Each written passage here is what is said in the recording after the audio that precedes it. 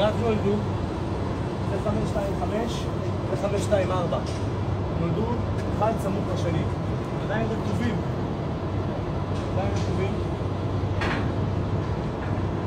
אני עדיין לא יודע אם הם לתעשיית הבקר, או שזה נקבות לתעשיית החלב.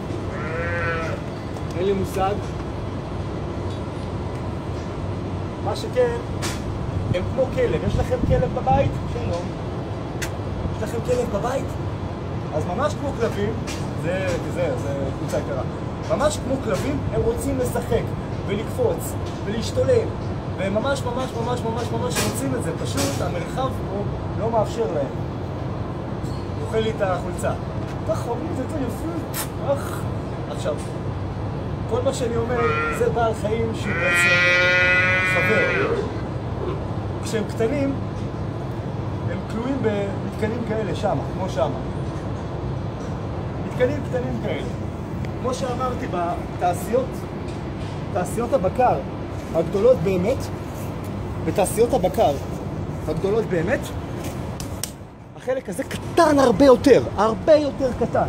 החייל לא מאפשרים לה בעצם לרוץ, לזוז, לנוע, ואז בעצם המסת שריר שלה נהיית רכה מאוד והבשר נהיה משובח. לצערנו הרב זה מה שקורה. חברים, בואו נעצור את זה. רוצים לעזור לבעלי החיים? בבקשה תפסיקו לאכול אותם.